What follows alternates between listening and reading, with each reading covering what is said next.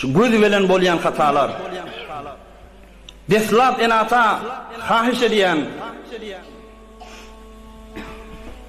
Bulan däne hamala ferhenklerini defa kaldırma bilen, savotlaryny, malyny, öýüni, tejemmülatyny arttırmak bilen hahiş ediyen oğul gyzynyň ýanynda oğul gyzy näme diýip şulatdyra muhtala bolýar.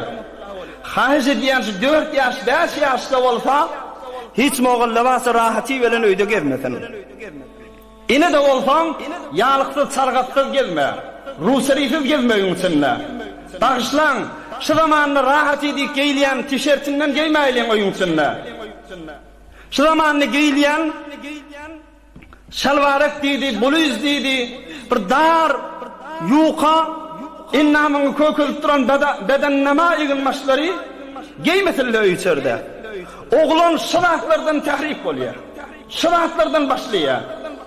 Enata da yani oğul giydi'nin gözünün önündeki edýän mulaýymaty jinsiyetinden oglan tahrik bolýar. Oglan nämetdi bolýar kadiýa. Oglan şonu mende bir edip göreýin diýip fikrini we zehninde galýar şulatlar. Ondan soňra yoldaş. Guşytynyň içindäki şomaralar kim kiminki? Kimler bilen Telegramyň içindäki gurularyň içinde galyp goşulşykdyr. Bidirek haram tasvirler gözlemegi bilen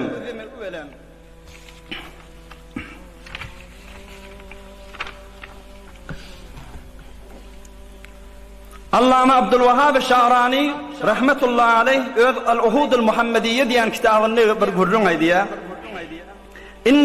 İnnemel la yatluqu basarahu ila muharramin la yetefekkeru fihi ve la yetefekkeru fihi la yahtalimu abada. Ey jawan not kulaga. İnki olukun jawanı diýen şu haram zatlary mubtala etip duran şu mahalın film seriallary başga zatlar. Şu mahalın guşilerdäki bolýan bulutuzlar o bir-birini reddo bedel bolýan zatlar. Ki adam özüni şu zatlardan arasda bilse, guşytyny arasda edip, öýündäki telewiziony arasda edip, şu zatlary barmany özüni saklap bilse, mutmin bolsun. Hiç wagtda fikrine gelmeýär şu haram işler. Şu günahlar ýadyna da düşmeýär. O näme diýip?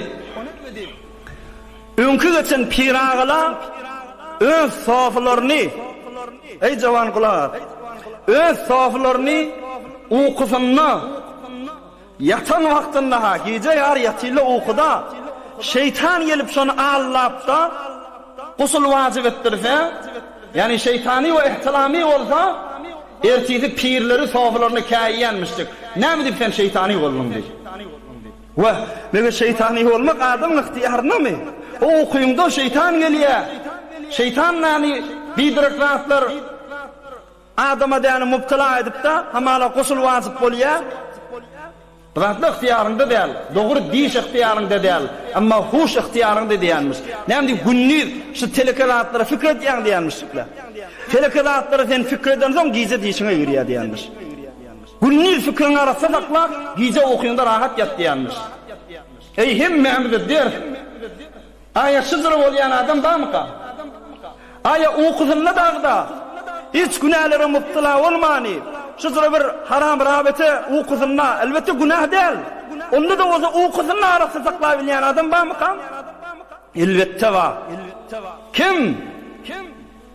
Hazreti Yusuf aleyhisselamın ilmi özünde birilen Hazreti İbn Sirin rahmetullahi aleyh tabir hab bilen adam.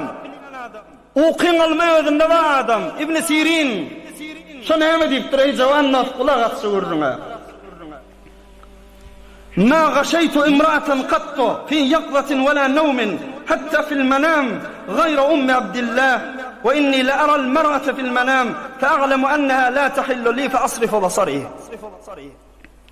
Hiç vakta öz zenanamdan başka, Abdullah'dan başka zenane veren yatıp duramak diptir.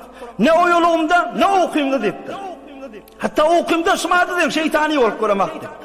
Hatta o okuyumda görsün bir zinanı beyrekten geçip var ya, Uqimda bir namehrem zinananı görsem asrifu basari gözüm yumyanıp. Gözüm yan şoňa dipdir. Ey jawanlar, näzir bolýa ilmisen, o ýolugynda şu iş başaraňa. Näzir bolýa halwatda şu iş başaraňa. Bu adamlar uqysynda namehremi özlemeýänmişdikler.